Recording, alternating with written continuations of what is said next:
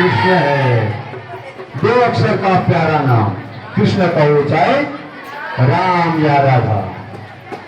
इसलिए संसार में जो सृष्टि चल रही है वो कृष्ण और राधा के नाम से चल रही है। कृष्ण ही राधा है और राधा ही कृष्ण है। इधर से आवाज नहीं आए, जो आवाज करेगा आज मंच पर आकर राधे राधे। इस सृष्टि का संचालन जो हो रहा है वह प्रेम के द्वारा हो रहा है और वह प्रेम पशु, मानव, दानव सब में है और वह राधा तत्व के नाम से। किस तत्व के नाम से है? राधा तत्व। कृष्ण के बिना राधा अधूरी और राधा जी के बिना कृष्ण जी अधूरी। इसी बैठी है हमारे भगवान भैया जी रजनीकांत जी बचा हुआ। रजनीकांत जी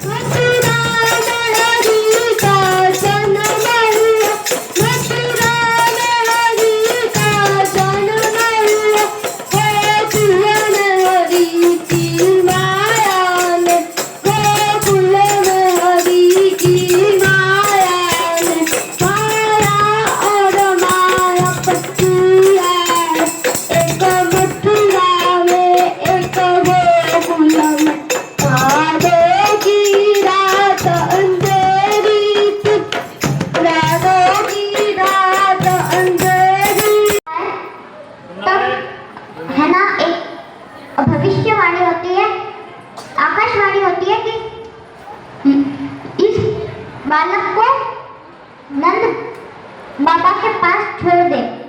ये भविष्यवाणी सुनकर अब भगवान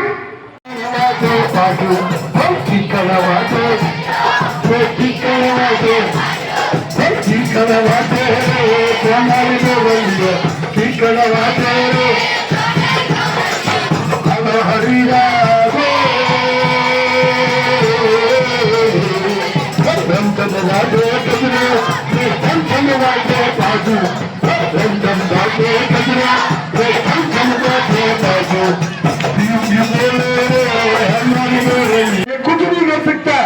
और हम जीते हुए, ऐसा कौरवों के मन में भाव था। लेकिन कृष्ण भगवान कृष्णम बंदे जगत गुरु, इस संसार के गुरु है। उन्होंने जो अक्षौहिणी सेना के कौरवों ने अपने पास में रखी और अकेले कृष्ण ने किनका संहार किया? कौरवों का संहार किया और धर्म की स्थापना की। इसीलिए हम बोलते हैं धर्म की जय हो, धर्म की जय हो। धर्म की जय जयकार करने में इस संसार के अंदर एकमात्र इस चराचर जगत के बहुत बड़े अधिष्ठाता है, जिनकी हम जन्म जयंती मना रहे हैं, भगवान कृष्ण है।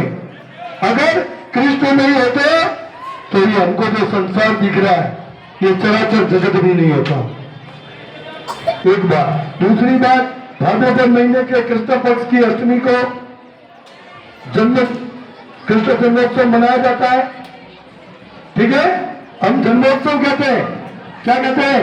जन्मोत्सव। राम जी भगवान का जन्म 12 बजे दिन में हुआ था, चैत्र शुक्ल अष्टमी को हुआ था, जबकि कृष्ण भगवान का जन्म भाद्रपद कृष्ण पक्ष की अष्टमी को हुआ था। बात समझ में आ रही है? उनके जन्म रात्रि में हुआ था 12 बजे, इतना फर्क है। दूसरी बात, कृष्ण भगवान जिन्होंने इतिहास के अंदर अनेक प्रकार के अपने कर्तव्य दिखाए। एक उदाहरण आता है, जब भगवान कृष्ण का जेल में जन्म हुआ तो ऑटोमेटिकली जो भगवान थे सब दरवाजे खुल गए। महिमा ने बताया कि आकाश से ऐसी भविष्यवाणी हुई कि हे कंस, तुझको मारने वाला तो इस तरह से जगत में पैदा हो गया। तब कंस को मालूम हुआ, तब उन्होंने जेल के जितने भी पहरेदार थे उनको कहा कि इस जो यशोदा है, इसके गर्भ से जितनी भी संतानें पैदा होती है उनको खत्म कर दो। और जितनी भी संतानें थी सब संतानों को उसने खत्म किया जेल में। लेकिन भगवान कृष्ण का जिस दिन जन्म हुआ भाद्रपद कृष्ण पक्ष की अष्टमी को, तो ऑटोमेटिकली क्या खुल गए?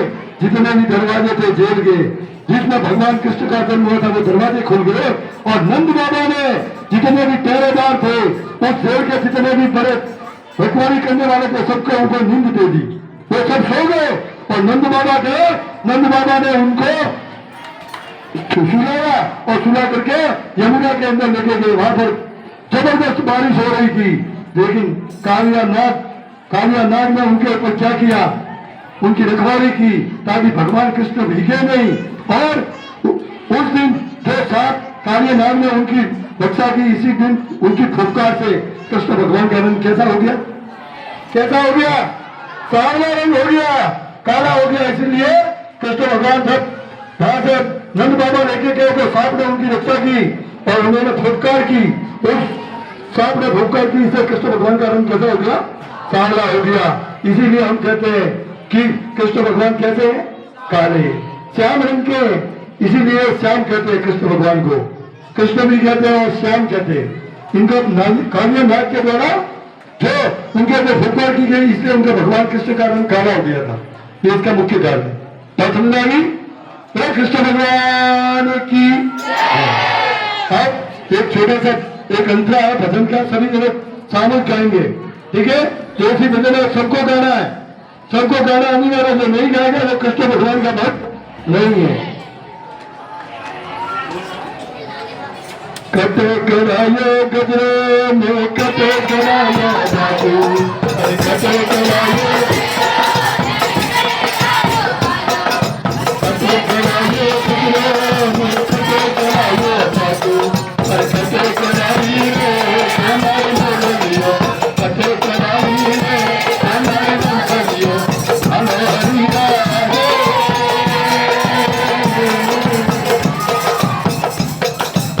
कुल करायो कबिरा नबुनारे करायो बाबू, कुल करायो नबुनारे करायो बाबू, तो घर को कराई रे हमारे बोलियो, कभी कराई रे हमारे बोलियो, हमारी राहे